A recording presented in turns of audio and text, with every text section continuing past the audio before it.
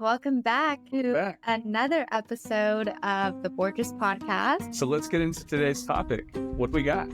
All right, so today we are going to be diving into another avenue that we also envisioned to be chatting about on this season of the podcast. And there have been episodes about parenting, entrepreneurship, AI, and we are now pivoting to more of a lifestyle and wellness aspect. Has been a journey for us.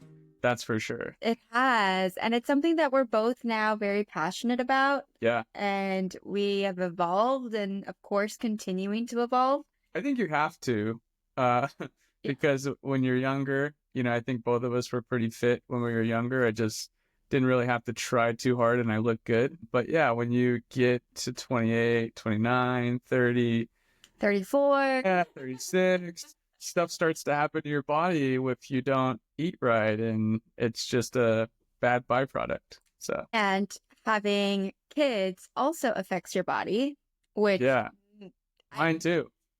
Yours too, right? Sympathy pains over here. It's real. It's real. If you haven't had a child, I dare you to not gain weight. Okay, so we're gonna get into all of that, but let's kind of talk a little bit about our initial habits around, lifestyle, wellness, and building a business. What it all encompasses is building habits around our nutrition, or how active we are, right? Yeah. So let's talk a little bit about that. How were your habits prior to where we are right now? I think for context, we're comparing to when we started the business and to today, because the podcast is all about, or a lot about, entrepreneurship and, having the lifestyle that you want, a life by design.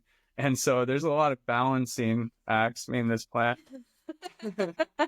that go on during the time where you're building a business. And so I know for us, health and wellness, outside of the doing hobbies that we like to do, was kind of on the back burner for a really long time. And we just could not figure it out at all. No. And this kind of goes into the overall well-being. Yeah. Right? Of us. So not just for sure physically, not just nutritionally, but also mentally. Yeah. Right? And it all kind of goes hand in hand. Yeah. And I would say just this year, we feel like we got a pretty good grasp on things. Yeah. It's eluded us for going on 5-6 years. Yes. There's been a lot of DoorDashes. Yeah. Prior. For sure. A lot of DoorDashes. We've also tried different meal prepping services. There's one Factor that we tried, which isn't a bad choice if that's something that you want to look into. Yeah, it's definitely more mainstream. They have a lot of different meals. But I will say at one point we were DoorDashing every single night. And I think rewinding a little bit further, we actually were trying to cook and, every night. And that was a whole thing, because when you have at that time, I think a 4-year-old, no, maybe 5-year-old and 1-year-old or 2-year-old, it's kind of like getting them to eat anything you cooked. Sure, our audience can relate on that. Yeah. It's just not very possible. Right. Unless it's chicken nuggets. So, then it came to a point of we're cooking all of this. So we feel like we're just cooking for us. So we even experimented with having meal prep for us, having meal prep for the kids. Yes. Meal prep services. Right. What I will say is that definitely served its purpose during that time, because we needed more time to really figure things out. Yeah. And I think that's just kind of par for the course, right? Of trying to actually have a sustainable way of kind of living with making healthy choices. And at that point, I was not really conscious of any, nutritional facts. I was just that looks good, I'll eat it. I've always been a huge, huge advocate of just eat in moderation. Yeah, no matter what it is. Yeah, no matter what. It can be something terrible or, something really good. So for me, that's worked for a while. But like we mentioned, we're now we're not a spring chicken anymore. Yeah. I am personally post kids for a few years already. So I'm ready to kind of give my body like a tune up, I guess. Yeah. Right. Well, you have been. And so that's where I have been. So kind of going back to like the meal prep services, I'm glad we did it because, you know, we are like, okay, there's stuff out there that's convenience, but we don't always have to go for convenience every single time. I think we just led with a convenience-based overall way of having our meals. It definitely was all out of convenience, and Yeah. because we're building a business and still very much so involved with the kids and involved with everything, and just really not having a firm grasp on our schedule, I think was the biggest thing that would lead us to making these poor decisions when it came to, and not that meal prep is a poor decision, it just wasn't working. Right. It was not sustainable, number one, because we did it all the time. And it was just out of convenience, not really out of us thinking about, okay, is this going to work for us? Is this what are we putting in our bodies? And so we have now a little bit more awareness. And I would say that kind of started around when we kind of discovered what blue zones are. Yeah. And that's all about, if you're not familiar, blue zones are, I don't even know how many there are in the world. It's quite a bit. Yeah. But yeah, places in the world where the average lifespan far outreaches the norm. Right. So there are regions known for like its exceptional longevity. Yeah. And that really sparked my curiosity as well as I know yours. We had a whole podcast on it a couple years back, but so that kind of sparked that of like, wow, what are people doing in these regions that they're living so long and they're living in a kind of a comfortable way, you know, like they're not getting really sick. Right. So that was one. And then I would say our trip to Mexico last year during the summer was also another big eye opener. Yeah. Just kind of looking at, you know, if you've ever looked at the back of a label and just take something like a graham cracker or, you know, something that is seemingly plain like a loaf of bread and just count how many ingredients are in that. And you'll notice it's just like, how is that even possible? Whereas, you know, we did go to Mexico and I couldn't really read exactly what's in it, but I can tell you it was more like 4 or 5 ingredients opposed to 16, 15. You know, it's just a significant difference. And yes. And I remember that I was worried about going to Mexico for that long of a time because I was really ingrained in my routine with working out. And I was like, oh my gosh, I'm going to abandon that. And I'm going to maybe pack on some pounds that like ready to pack them on. I don't really want to, but also I want to enjoy the good food.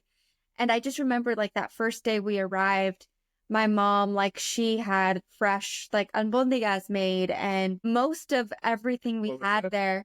Albondigas? Oh, albondigas. Albondigas. You know what they are? She always switches into an accent whenever some quesadillas. And you love to point it out every single time. Love it. Never won't point it out. Can count on you for that. So yeah, we were just eating fresh meals. And we also were eating around 2 to 3 o'clock in the afternoon. That was like dinner time. And I did give up coffee actually while I was there. Bold move. It was a bold move because I love my creamer with my coffee. And I felt like I kind of had to give something You love up. your coffee with your creamer. You know what I mean? Wait, I think you got that mixed up. No, I didn't. Just, you know, pour a cup of creamer and then just a dash of coffee. I've gotten better though. Yeah, I will way say. better. So at that time, I was still pretty bad that I told myself I need to give up coffee for this month because I'm not working out and I cannot afford this creamer that I love every single morning.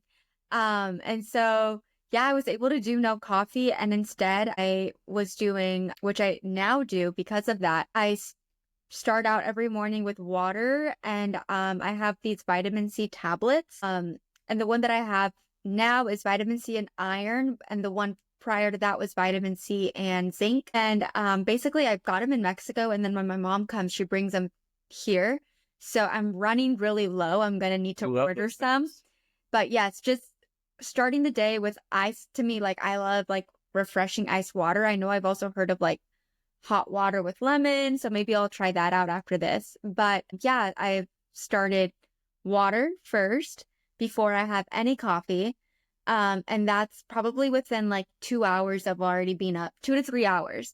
And then I will go on a walk. And then when I come home, ideally is when I will enjoy coffee. Yeah. And I think that's probably the right way to go about it. And for me, I'm working out. So I take my pre-workout in the morning. Yeah. And with the Element, if you guys haven't checked out Element, it's awesome. You just pour it in your water. It will hydrate you and it tastes really good too. It does. The watermelon is like so good. It tastes like the watermelon Mexican candy, like the lollipops. It's so good. It has a lot of salt in it, so that believe it or not, if you don't know this, salt will actually hydrate you. I didn't know this for a really long time. I used to think that salt dehydrates you, but having the right salt in your body is really healthy for you. If you feel like you pee all the time, like me, yeah, I used to think, oh my gosh, like I can't drink a lot of water because I'm going to pee all the time.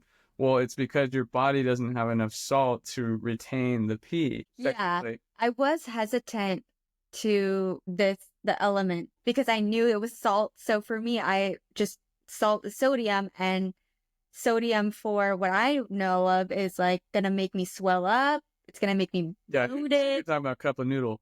It's been years since I've had a cup of noodle. Right, but that's the sodium you're talking about. So that's the sodium I'm talking about. So when you were encouraging me to try some, because I already was having my water, but I didn't add any additional, hydration mixes to it. I'm like, okay, let me try this out. So I tried it. It actually tastes really good. Yeah. And then you also suggested for me to take creatine. Yeah. And of course, that was another thing that I was fearful of. Creatine, what is that? Like, is that for men only? Yeah. Is that going to make me really bulky? Like, I was coming from an ignorant place of creatine doesn't sound like right. I mean, it's taking just, like growing up and taking creatine in, like 2002, 3, 4, 5, that was, you wouldn't really think that a woman would be taking creatine, but it does have a lot of benefits. I encourage you to reach out to my trainer and ask, what benefits it does have. What did he have? Yeah. So Justin's like, I could tell you to take it, but I already know you're going to be questioning me. You're not going to just take it for right. It is. So I did take him up on that, and I reached out to his trainer. Yeah, he totally encouraged me to do it. And he said I could even take the same one that you take, and how beneficial it is for women, actually aging women. So I really don't know what it's like if you're 20 and taking it, but for me, I'm 34, and he said this would be good for me to start to take now, and that it's really great for, I'm not an expert, but what really enticed me to it is I can take, there are 2 pills. I know there are some where you kind of like mix it in water and stuff, but I like it because they're just pills, and I take 1 pill 30 minutes before my workout class, and then I take 1 right after. Yeah. And then on my non-workout days, I just take 1. And so it helps with recovery, and then it also helps with performance. But I was scared because I'm like, okay, this also may cause bloating is what I read. Not on this particular one, but just in general. And I'm like, that's the last thing I need is to be bloated. Yeah. Well, let's jump into that real quick, because the bloating aspect, it just comes from, we talk about all the ingredients that are in our food here in the United States. And, the first thing when I started working with my trainer back in December is he said, you're going to notice a lot of debloating. And as long as you're eating the foods that are on my approved list, then you're going to lose a ton of weight right out of the gate. And it was absolutely right. I think it was within a week, there was 7-8 pounds gone. Yeah. And just going from feeling like, massive to feeling like, okay, like I can tell. And so unfortunately, the majority of our foods, a tip for you guys, and I'm not talking as an expert here, I'm talking as someone who's now well-informed, but stay on the exterior of the grocery aisles. Do not go in the grocery aisles. All of the fresh stuff is on the exterior. And so, Oh, wow. yeah. And so Looking at it. organic fruits, organic vegetables, meat, just think fresh, farm to table type stuff. Yeah. That is what your body really wants and needs, not the, like I love bars. Like I was so into protein bars or, any kind of bar. It's just so manufactured, processed. And we're going to get into a little bit about that, but it's not good for you. And it really does bloat you. And I don't think a lot of people understand that. No, that is so true. And like I mentioned, I had no concept of any nutritional facts or anything like that. I was just relying on my moderation diet. Like that's just, but I am now like, okay, I am working out 3 times a week. It's freaking hard as shit. And I need to continue like fueling my body with the best energy that I can. And that's really where it stemmed from. It was less about losing weight for me. And it was more about I'm already pouring into my body 3 times a week. Like, how can I continue to fuel it with what it actually needs so that I feel good about myself? Fair to say that you kind of felt like I'm just kind of keeping up and I'm not seeing more of an improvement? I would say that, okay, I've proven to myself I can commit to this. Let me take it to the next step. Yeah. It just felt like the next natural progression, I guess. Yeah. And the next step is, what I've been doing since December with my coach is macros. So every single day, for a male, you should be consuming around 2,000 calories. It's really not that hard once you get dialed in. You should be doing about, for myself, I'm doing 200 grams of protein, which can be hard. It's hard to eat protein. I would say that's the hardest part about this diet. No more than 150 carbs. Mm-hmm. That's also very hard. If you're coming from a very carb-rich diet, it's so easy. Like you can have maybe a bag of sour candy, and that is 150 or like 80. So you really have to. It forces you to really look at every single thing that you're eating. Yeah. And it's just a beautiful awareness. And the last thing would be the fats. You really, for myself, wouldn't go over 70 grams of fat. And so for you, we kind of just started. Yeah. It's kind of as I was doing this and you're seeing my body transformation, you're like, maybe there's something to this. I was definitely more inclined to start to be curious about what is in the foods. Yeah. Like, okay, Justin's eating super fresh. Like, I should treat myself the same way. Yeah. And I'm less. She's getting mad because I was, Amazon Prime, Whole Foods. Oh, we got to talk about Whole Foods. Yeah. We don't got to bring it up. No, let's bring it up because this is funny. So I've in the past have tried to encourage Justin to go to Whole Foods because from what I've heard, Whole Foods is healthy. She wanted to be bougie. Let's get straight here. She just wanted to be the bougie Whole Foods person and stuff. Maybe. I just wanted to go check it out. And we went there actually maybe once or twice to the Whole Foods. And that was it because it was way too much money for Justin. This was when we were a little more broke, early in the entrepreneur cycle. Yeah, but Justin's like... We would walk out with 2 bags and it'd be like, we spent $150 and this was like 7 years ago. Yeah. And it was like, okay, we go to Trader Joe's and get like 4 bags. Right. So we kind of had a negative connotation to Whole Foods, yes, I would say. At that time. So I'm seeing Justin now ordering Whole Foods, getting delivered to the house. And I'm like, wow, how things have changed. How the tables have turned. And I'm like, okay, you're getting Whole Foods food. Like, I get me in on that too. Yeah.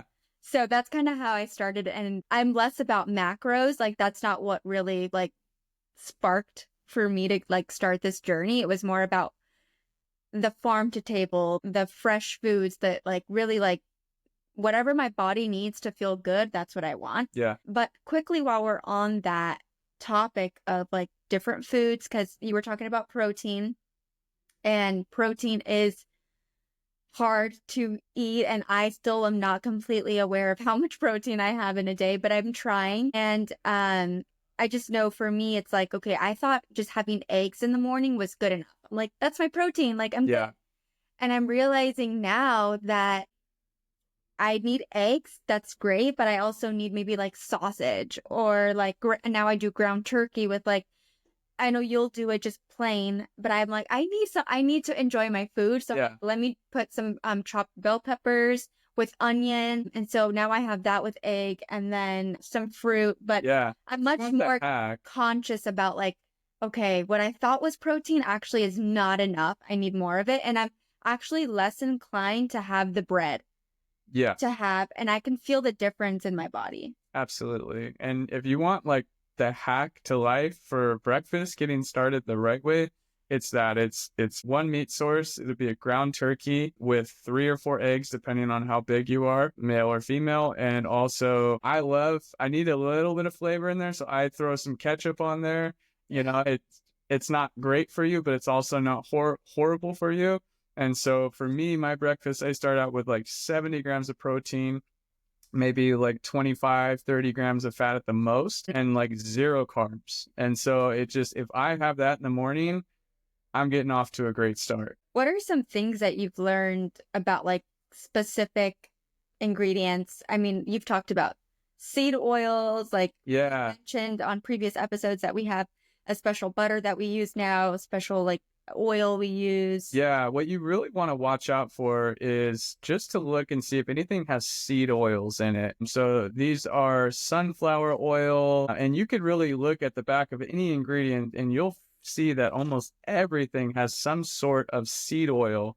So if it's not made with like organic coconut oil or organic olive oil, which most of these are just not because they're built to be preserved for years and years and years, you really want to watch out for those because, well, we have incorporated an episode on AI. Why don't we ask AI? Let's bring ChatGPT onto the show real quick and do a quick demo for you guys of how we would use it. All right. Can you hear us? Yes, I can hear you. How can I help today? Excellent. You are a guest on our podcast, the Borges Podcast, and we want you to inform our listeners on seed oils. What qualifies as seed oils, and why should people maybe watch out for them being in their food, and what kind of effects could they have on your body? Absolutely. Seed oils like canola, soybeans, sunflower, and corn oils are extracted from the seeds of plants. They're often used in processed foods and for cooking because they're cheap and have a high smoke point. Some people prefer to limit them because they're high in omega-6 fatty acids, which can contribute to inflammation if not balanced with omega-3s. Overconsumption might be linked to issues like heart disease or obesity. It's all about balance and moderation. Awesome. Thank you. We also wanted to actually ask you about glyphosate. Yeah, can you tell us a little brief history of glyphosate? And also keep in mind that we're all not scientists here, so if you can kind of dumb it down for us folks. Sure thing. Glyphosate is a herbicide commonly known as Roundup, developed by Monsanto in the 1970s. It works by blocking a specific enzyme that plants need to grow. Because it's non-selective, it kills most plants, making it popular in agriculture. There's been controversy over its safety, with concerns about potential links to health issues and environmental impacts. Essentially, it's a weed killer with a complex history and ongoing debates. Got it. Well, thank you for that. We'll take it from here. Thanks, chat. You're welcome. Have a great podcast. All right. So going back to the seed oils, right? They're inflammatory. They are used in almost everything because they are cheap, and they're easy to mass produce. And so that's why you want to watch out for those. And then going to glyphosate, this is mainly on non-organic vegetables. If you were buying non-organic vegetables, this is something I've learned recently. You are more than likely ingesting pesticides, which they've been fighting this like crazy because they don't want to lose this ability to continue making vegetables like this and fruits. But it is directly linked to cancer and is directly linked to many other diseases. And so, these are things that I've woken up to. And again, there's no judgment. I did it for so long, but now I just really am trying to make it so, our kids are eating fresh foods as much as possible, of course. And it's just really important now to me. Yeah. And we actually have explored farmers markets as well. Yeah. That the kids love going to because they always get a little sweet treat. We're at a point now where we're busy, but that is by design, of course. Like we have created this. Yeah. And I am actually looking into, I've heard of Butcher Box, which is supposed to be like great protein, great source protein that I want to look into that'll be delivered. So kind of like what we talked about earlier about meal services, like we now have this like newfound awareness that it's going to serve us. So when we're making our decisions around what meal services we want to have, and this is more of like getting that to our home so that we don't have to worry about making it out to the farmer's market on certain days. And we also convenience discovered I believe it was farm to table, something like that, where they will deliver fresh produce. Yeah. I mean, I love Trader Joe's, but like it's really hard to get over Trader there. Joe's is good, but I mean, if you really look, again, stay on the outside of the grocery. Yeah, no, I'm talking like their fruits. Yeah, for sure. So again, that's been difficult to get to on a weekly basis. Shifting gears a bit, when it comes to post-childbirth, and for me, I mean, I've really embraced the 80-20 rule. And it's really just about like 80% of the time you are doing your best as far as what you're consuming and what activity you're doing.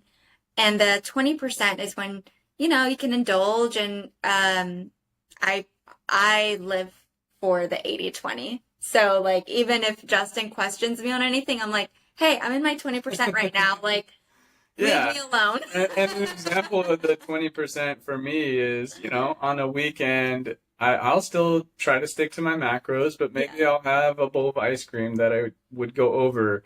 And that's okay as long as I'm staying within the norm, because I've already seen what happens when I just am a loose cannon and eat everything. Yeah. And so you're not really eat in moderation. I feel like I am now. Yeah. Yeah, because I'm not measuring, but I know everything that I'm putting into my body. And like, I don't want to go over on my macros on a daily basis because I know that it's a slippery slope. You start thinking, oh, I know where I'm at, but it's not actual. Right. Yeah.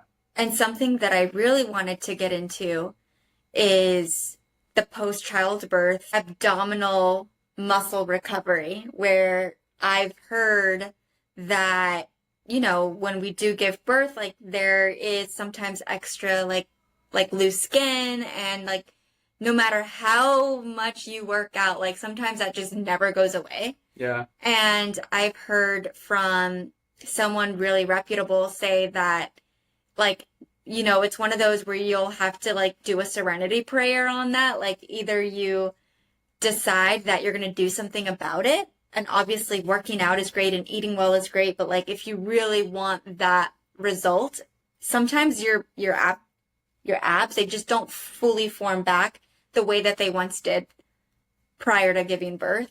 And so you either have that awareness and accept that, or you decide I'm going to do something about it. And this person said, like, you look at a ton of celebrities and you think that their workout is giving them their abs, and it's like, no, they most likely had a tummy tuck, right? Yeah. So, for me, I'm in the spot where I'm like serenity prayer that like I accept it, but I'm also like aware that maybe I will get to a point where that's not quite enough for me and I want to just do something about it. Yeah. And it's all about confidence, feeling good, and, look good, feel good.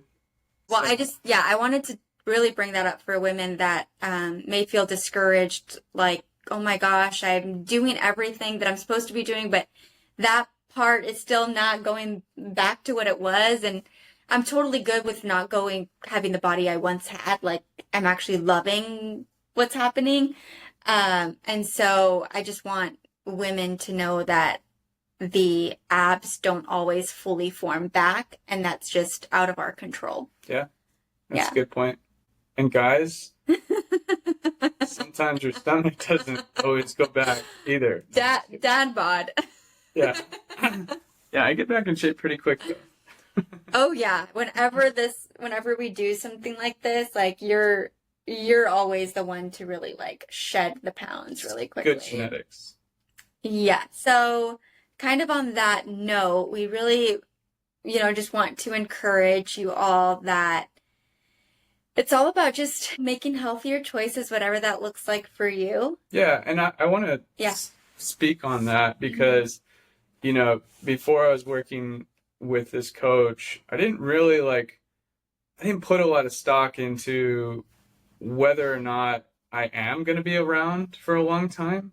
I mean, Yeah, you've touched on that. my blood pressure just right. naturally ran high as I'm eating all of these horrible foods. And, and today I can say that my blood pressure has gone down significantly since I've been eating all of the right things. Yeah. And so longevity, right? Like if you have children, you want an extra 10 years with them? You want an extra 15, 20 years? Like these are the things that I think about when, or even if it is like business related, do you want an extra 10 years to be working or whatever it is? Right. It's important to think about what you're ingesting into your body because all of us are born with this sports car, right? This amazing body that can do so many great things. But if we're putting in that low level fuel, then we're really going to get that result of low level performance. For sure. I would love for us to just give our audience a quick rundown of what a typical day looks like with our nutrition and our physical activity. So why don't you go? First thing in the morning, I am up. Usually it takes me like 30 minutes to kind of get up. I just want to stir for a little bit. Up by 5 a.m. in the home workout spot in the gym in the garage, and I will get in around an hour and a half workout. That's stretching, and that's also, and I never stretched before, but my trainer makes me stretch, so now I'm glad you're stretching. Getting a little limber, feeling good. And so by 6:40, I am in the house, and if there is meat prepped, if there's turkey prepped, then that's great. I'll warm that up, and then I'll cook some fresh eggs, either over easy or scrambled. Throw those on top, and then a little ketchup on top. I pack that for my lunch, for my breakfast around 10:30. So I have that all taken care of. I do have. Are you having any coffee by this point, or you're no? Doing Because I have my pre-workout with my LMNT. If you're looking for that product, it is spelled LMNT. So I mix those together, so I'm getting hydration and I'm getting a little boost for my workout. Got it. But yeah, like I get to the office at like 9, and I want to have like a coffee by then too. So keep in mind, I'm ingesting 40 ounces of water in between then. But yeah, I don't even know that I need the coffee. I'm just excited about it. Well, that's good. Yeah. I love to enjoy coffee. Versus where you feel like you need it. Yeah, and with the coffee, I try to be minimal with the creamer. It's more of the feeling I get from it. So I'll do, which is also not great. They don't have like a natural sweetener here, but I'll do like a 1 Splenda packet just to like take the bitterness off. Yes. And so I enjoy that. And then I will have a protein shake. The protein shake that I have has 60 grams of protein. That's something I need to incorporate. Yes, you do. Is a protein shake, which I have not. And it's not that bad if you incorporate milk into it. If you're lactose or something, you can just do water. And then I will have dinner, which is going to be another protein source, hopefully chicken, and then also some vegetables is what I should be doing. Most of the time, I'm really not. Also, I do have some fruit during the day. But so there's no lunch in between. The lunch is pretty much my protein. I will eat fruit, banana, mixed berries. Yeah. And then chomps, turkey sticks. Oh yes, beef. I like the beef. Chomps, like they're very, very clean.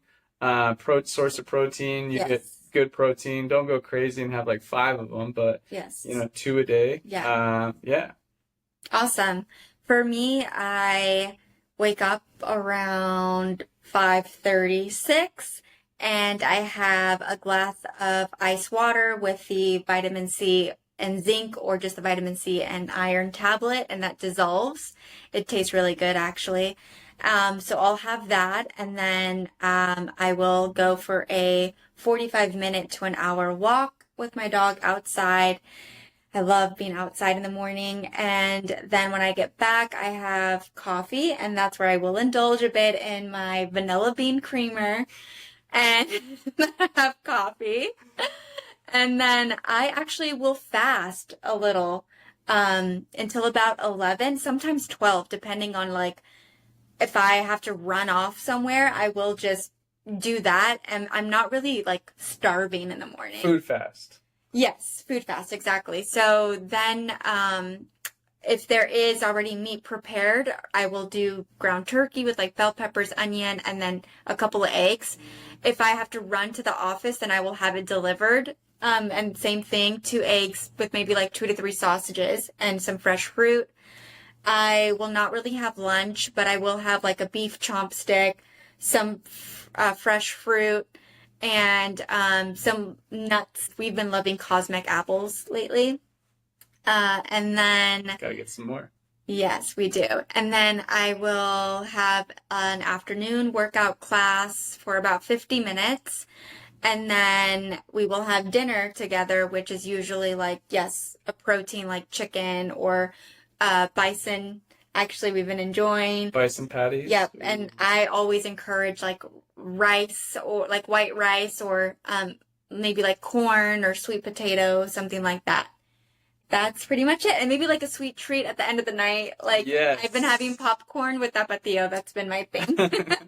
Usually I like to eat super clean during the day so that I have like leftover macros, and then I can have like 1 or 2 sweet treats. Yeah. Mama's, gosh, I can't remember the name, but it's like a Mama's chocolate bar my trainer introduced to me. It's pretty good. It is so clean. It has just all organic, clean ingredients, and it just have like a little piece of it, and it's just so good. Yeah, and just to quickly throw out there, while we're enjoying these treats, we're watching some show. We're watching White Lotus. Yeah. Righteous Gemstones is out. Yeah. And our kind of go-to is Curb Your Enthusiasm. Yeah, which is hilarious.